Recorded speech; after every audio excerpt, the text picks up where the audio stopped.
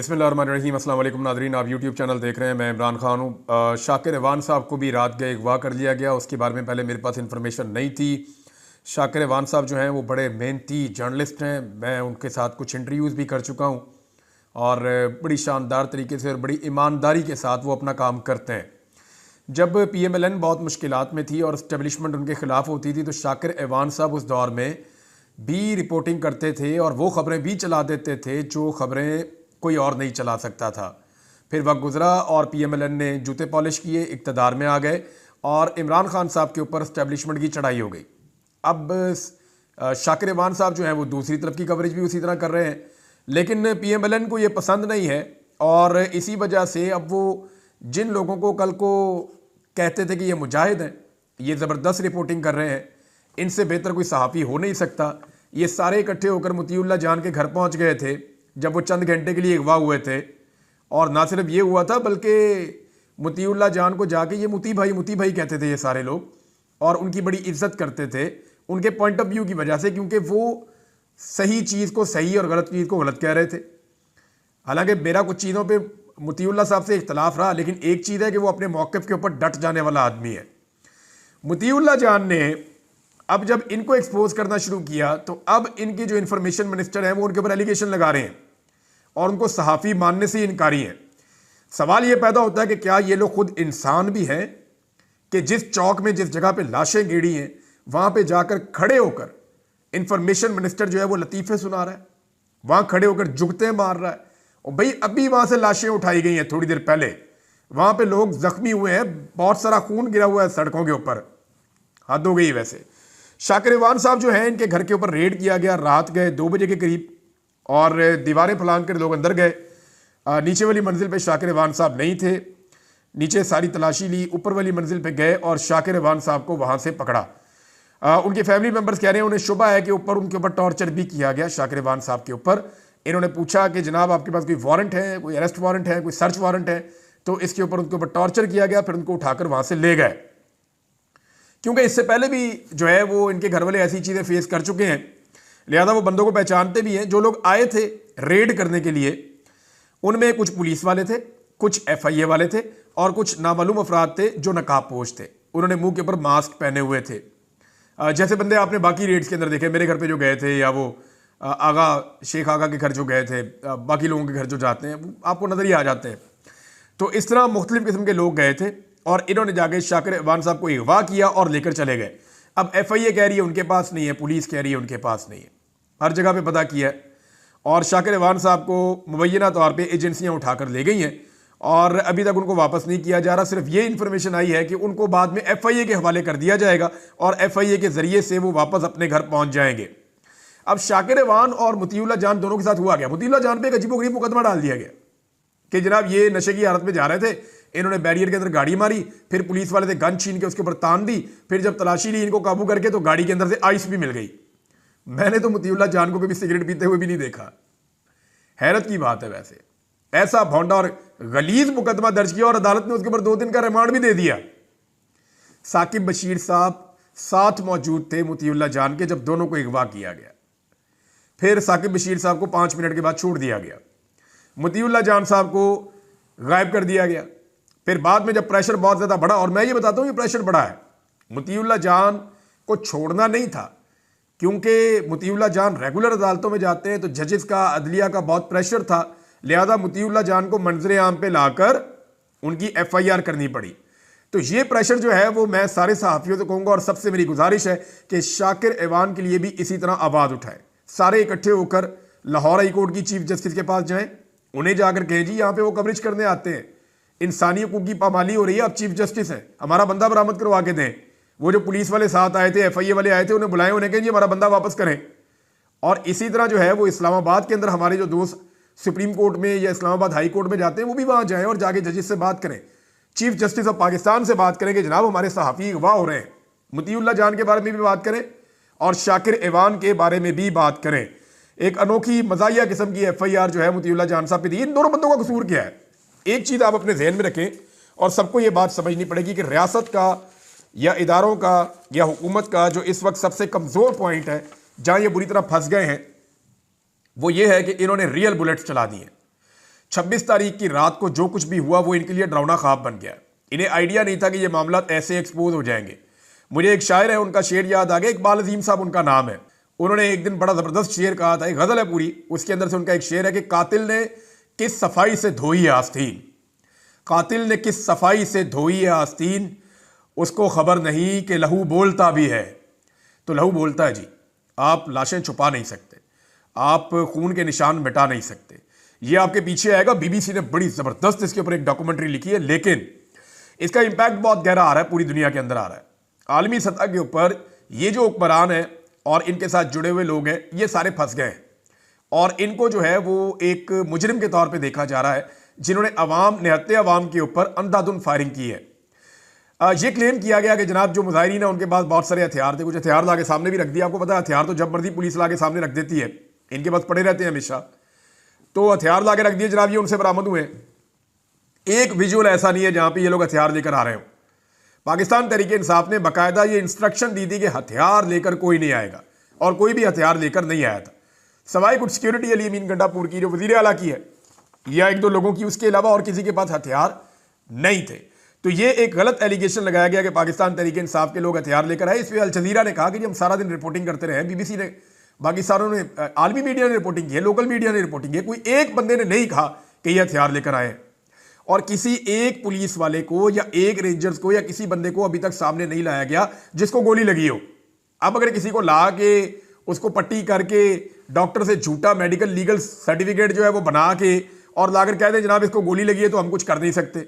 लेकिन वकूए के ऊपर एक भी ऐसा वाकया या एक भी ऐसी चीज रिपोर्ट नहीं हुई, जबकि अब तक दर्जनों लोगों की वीडियोस और तस्वीरें आ चुकी हैं जिन्हें गोलियां लगी हुई थी। या तो वो नीम मुर्दा हालत में थे, या वो बेहोशी की हालत में थे, या वो करा रहे थे, या उनको अस्पतालों में शिफ्ट किया जा रहा था। जो लोग अस्पतालों में गए हैं वो ये कह रहे हैं कि अस्पतालों के अंदर मरीजों का तांता बंधा हुआ था, और ज्यादा लोग वो थे जो बुलेट इंजरी के साथ आए थे। अस्पताल के अमले ने जो पहला डाटा जारी किया था उसमें बुलेट इंजरी आखिरी कॉलम में लिखी हुई थी, और 28 लोगों का वो डाटा था। अब आप अंदाजा करें कि इस सूरत हाल में हुकूमत इतने बड़े साने को कैसे छुपा सकती है। हुकूमत के लिए छुपाना मुमकिन नहीं होगा। बीबीसी की रिपोर्ट बहुत इंपॉर्टेंट है, उसके कुछ हिस्से मैं आपको पढ़ के सुनाता हूं, आप हैरान रह जाएंगे। बीबीसी ने जनाब इसके ऊपर पूरी तहकीकाती एक रिपोर्ट तैयार की है। उन्होंने अपने सहाफ़ियों को भेजा, और जो बीबीसी की टीम पहुंची अस्पताल में, वो ये बताते हैं कि अस्पताल के बाहर पुलिस और रेंजर्स खड़ी है, और वो हर बंदे को चेक करते हैं। वो ये देखते हैं कि ये जो बंदा आया है ये कोई सहाफ़ी है क्या है, ये कोई तहकीकात तो नहीं कर रहा, या ये कोई पाकिस्तान तहरीक इंसाफ के जो लोग ज़ेरे इलाज हैं उनके मामले में तो नहीं आया। तो वो कहते हैं जी बहुत ज़्यादा वहाँ चेकिंग हो रही है। अस्पताल के अमले से उन्होंने ऑफ द रिकॉर्ड बात की है, कुछ लोगों ने नाम ना बताने की शर्त के ऊपर कुछ चीज़ें उनके सामने रखी हैं। उन्होंने पॉलीक्लिनिक अस्पताल और पिम्स अस्पताल दोनों का उन्होंने रुख किया है, और पहले जो वो अपना डाटा बता रहे हैं एक अस्पताल का बता रहे हैं। ये पॉलीक्लिनिक अस्पताल है, और ये बताते हैं जनाब के यहाँ पे 3 अफराद की लाशें मौजूद थी, जिनमें से एक की लाश जो है वो बुध की रात तक मुर्दा खाने में मौजूद थी। 2 लाशें जो है वो लवाहिकीन के हवाले कर दी गई हैं, जबकि दूसरे अस्पताल से जो अभी तक वहाँ पे अमले ने बताया कि 2 लाशें वहाँ से भी लवाहिकीन के हवाले की गई हैं। जबकि पाकिस्तान तहरीक इंसाफ कह रही है जो मौके के ऊपर जिन लोगों की डेथ हो गई थी उनको डायरेक्टली उनके इलाकों में रवाना किया गया है। तो इस तरह पाकिस्तान तहरीक इंसाफ ने जो फिगर दिया है, यानी अभी वो अपना डाटा कंपाइल कर रहे हैं, तहरीक इंसाफ अपने हर इलाके से चेक कर रही है कि कौन कौन से बंदे मिसिंग हैं, फिर उनको जो है वो गिरफ्तार होने वालों की लिस्टों के अंदर चेक कर रहे हैं, और जो बंदे लापता होंगे वो कहाँ गए उसके ऊपर फिर तहरीक इंसाफ अपना एक डाटा जारी करेगी कि हमें इतनी लाशें मौसूल हो गई हैं, और ये बुलेट इंजरी हुई थी, हमारे इतने जख्मी हैं, इन्हें गोलियों से जख्म लगे हैं, और इसके अलावा हमारे इतने लोग जो है वो लापता हैं जिनके बारे में हमें नहीं पता कि या उनको मार दिया गया है या उन्हें लापता कर दिया गया है, और इसके अलावा इतने बंदे हमारे गिरफ्तार हैं और वो फलां जेलों के अंदर या फलां थानों के अंदर बंद है। पाकिस्तान तहरीक इंसाफ इसके ऊपर काम कर रही है, लेकिन बहुत दबाव है। तहरीक इंसाफ के ऊपर इतना दबाव शायद कभी नहीं था जितना दबाव अब है कि आप कुछ भी करें इस मामले को दबाएं, और तहरीक इंसाफ के अंदर बहुत सारे लोग इस पर काम कर रहे हैं। एक काम होगा और बड़ी बारीक वारदात है जिस पे काम हो रहा है। पाकिस्तान तहरीक इंसाफ को एक डाटा दिया जाएगा, और जिन बंदों को डाटा दिया जाएगा वो आप समझ लें जैसे ये है वज़ीर आला खैबर पख्तूनख्वा के साथ जो होता है वो बैरिस्टर सैफ, इस तरह के लोगों को एक डाटा दिया जाएगा कि आप ये डाटा पब्लिक कर देंगे, ये बंदे आपके मारे गए हैं, और वो डाटा पब्लिक कर देंगे। उसके बाद उनमें से 5-6 बंदे लाकर सामने खड़े कर दिए जाएंगे हुकूमत की जानिब से। ये तरह समझ लें आप, ये हुकूमत और सिस्टम एक डाटा दे रहा है जो आने वाले वक्त में पाकिस्तान तहरीक इंसाफ के लोग सामने लेकर आएंगे, तहरीक इंसाफ को मैं पहले बता रहा हूं कि यह काम हो रहा है, और इससे अगर आपने बचना है तो अभी आप तैयारी कर लें। तहरीक इंसाफ के बंदे एक डाटा लेकर आएंगे, जनाब ये बंदे हमारे मर गए, और वो डाटा तहरीक इंसाफ को दिया होगा किसने? सिस्टम ने। सिस्टम से एक डाटा निकलेगा और तहरीक इंसाफ के पास पहुंचेगा, और सिस्टम के जो आलाकार हैं तहरीक इंसाफ के अंदर वो उस डाटा को बताएंगे जनाब ये डाटा है। जब वो डाटा सामने आएगा तो उसके बाद उनमें से कुछ बंदे लाके सामने खड़े कर दिए जाएंगे कि ये तो बंदे जिंदा हैं, ये तो गिरफ्तार हुए, ये तो बंदा अपने घर पे था, ये बंदा फलां जगह पे था। तो इस तरह पाकिस्तान तहरीक इंसाफ के बयानिए को जाया करने की कोशिश की जाएगी। ये एक मीटिंग में फैसला हो चुका है कि इनके साथ ऐसे खेलो कि इनको ऐसे नाम दे दो जो नाम मरे ही नहीं है, ताकि बाद में उन लोगों को सामने लाकर जो असल में मरे हैं उनका केस भी खराब कर दिया जाए। तो ये खेल खेला जा रहा है, मैंने पहले बता दिया है, और ये खेला जाएगा। दूसरी बात यह है कि बीबीसी ने जो चीजें बताई उनमें डॉक्टर्स के हवाले से बड़ी खौफनाक चीजें हैं। यानी डॉक्टर्स ये बताते हैं कि यहां पे बहुत सारे लोग लाए गए थे। पहले तो एक खातून है, उन्होंने बताया जी कि मेरे हस्बैंड के कंधे पे गोली लगी है, मैं गाड़ी में थी, मैंने देखा कि मेरे हस्बैंड जो है वो गिरे हुए हैं और वहां गोलियां चल रही थी, रियल बुलेट है। बीबीसी ने वहां जाकर चेक किया तो उनके कंधे से ऑपरेशन करके गोली निकाली गई थी। तो ये उनका ये कहना है। इसके अलावा जनाब जो डॉक्टर्स हैं वो ये कह रहे हैं कि हमारे ऊपर हुकूमत का बहुत दबाव है, अगर हम कोई भी डाटा देंगे या कोई भी चीज़ करेंगे तो इसके नतीजे में हमें अपनी नौकरियों से हाथ धोना पड़ेगा। और जो मरीज़ हैं वो ये कह रहे हैं कि हम किसी बेहतर अस्पताल में अपने मरीज़ को ले जाना चाहते हैं, तो हम कहते हैं जनाब हमें फ़ाइल दें ताकि हम किसी अच्छे अस्पताल में शिफ्ट करके इलाज करवाएं। तो उस पर वो फाइल भी नहीं दे रहे अस्पताल वाले को। फाइल देंगे तो उसमें लिखा होगा कि इसके ऊपर किस तरह की इंजरी है, बुलेट इंजरी है। तो जब फाइल देंगे तो वहां पे हुकूमत के खिलाफ केस बनेगा कि जनाब इन्होंने रियल बुलेट फायर की है। डॉक्टर्स ने ये जो बातें की ये मैं आपको पढ़ के सुनाऊंगा, ये पैराग्राफ बड़ा खौफनाक है। बीबीसी में बात करते हुए पॉलीक्लिनिक और पिम्स के डॉक्टर्स ने कार्रवाई के खदशे की वजह से अपना नाम ना दायर करने की शर्त पर बताया कि वो इस बारे में बात नहीं कर सकते। ताहम एक डॉक्टर ने ऑपरेशन की रात के हवाले से बात करते हुए बताया कि उन्होंने आज तक एक रात में इतनी सर्जरीज नहीं की हैं जितनी उस रात की थी, 26 तारीख की रात। ये एक डॉक्टर ने बताया, बाकी ये भी नहीं बता रहे। उन्होंने कहा अपनी जिंदगी में कभी इतनी सर्जरीज नहीं की जितनी उस रात की थी। डॉक्टर ने कहा बाज जख्मी इस कदर तशवीशनाक हालत में आए कि हमने उन्हें सुन करने वाली दवाई देने के बजाय हमें डायरेक्ट उनकी सर्जरीज शुरू करनी पड़ गई। बहुत से मरीज ऐसे थे जिनका बहुत ज्यादा खून बह चुका था। डॉक्टर ने कहा हमारे पास रश इस कदर ज्यादा था कि हमने एक बेड पर 2-2 सर्जरीज की और गोलियां निकाली। जो मैंने रात को यहां देखा वो मैं कभी नहीं भूल सकूंगी। अब ये एक लेडी डॉक्टर है जिन्होंने ये स्टेटमेंट दिया है। अब जनाब जब अताउल्लाह तारड़ से पूछा जाता है, तारड़ से कि जनाब ये आपने क्या किया, तो वो डिनाई करते हैं जी हमने तो एक भी गोली नहीं चलाई। तो ये रियल बुलेट लोगों को लगी कैसे? अस्पताल इंतजामिया के मुताबिक जो ऑफ द रिकॉर्ड बता रहे हैं, सिर्फ एक अस्पताल में 45 से 55 ऐसे लोगों को लाया गया जिन्हें रियल बुलेट्स लगी हुई हैं, और जिन्हें गोलियां लगी हैं उनमें से कई लोगों को इस्लामाबाद से बाहर भी ले जाया गया। तो ये एक बड़ी खौफनाक रात थी, और ये उस वक्त तो मुजाहिरीन के लिए खौफनाक थी, लेकिन अब ऐसा लगता है कि हुकूमत के लिए एक डरावना ख्वाब बन जाएगी। और ये भी चीज रिपोर्ट हुई है कि हुकूमत ने और पुलिस ने जो लोग वहां पे मारे गए, जाँ बहक हो गए, उनमें से किसी का पोस्टमार्टम भी नहीं करने दिया।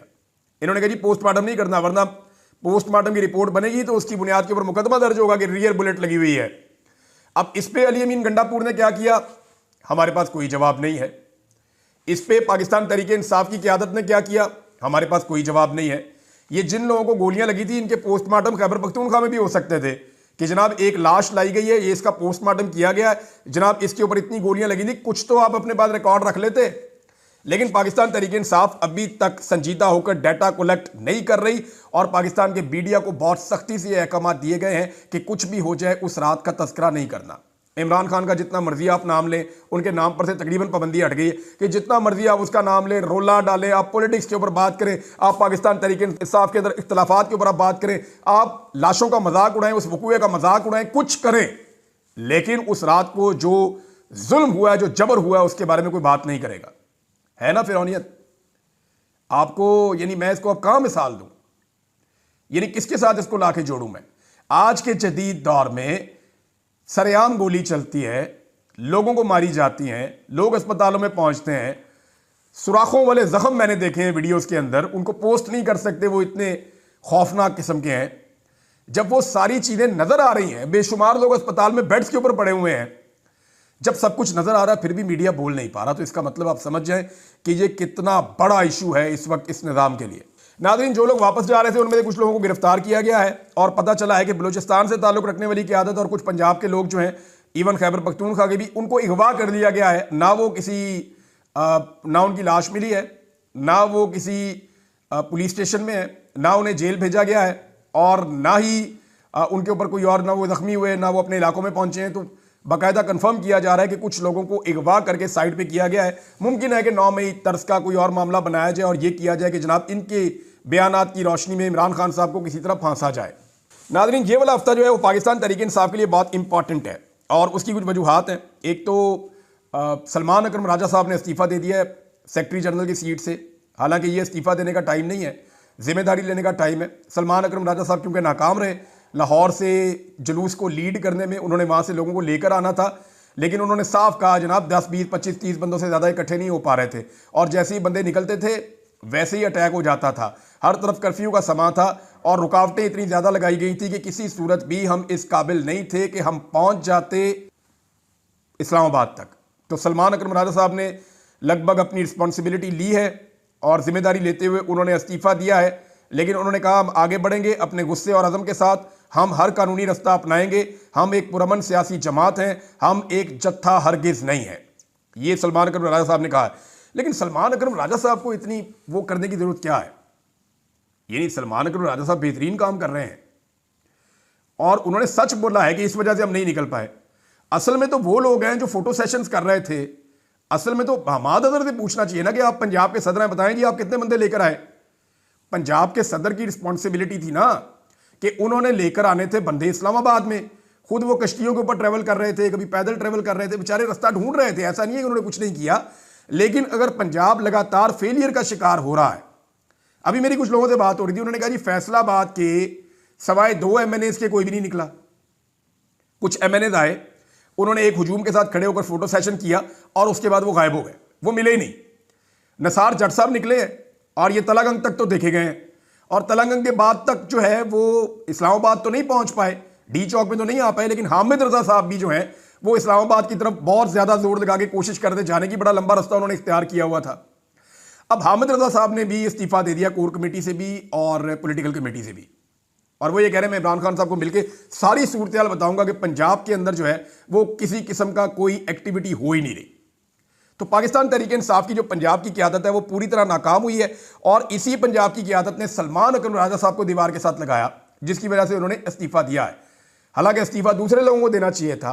सलमान अकरम राजा साहब ने सारी बात खुलकर की और उन्होंने चार्जशीट किया कि लाहौर में ये हुआ, साहिवाल में ये हुआ, गुजरावाला में ये हुआ। उन्होंने एक एक चीज़ कमेटी के अंदर बैठ के बताई।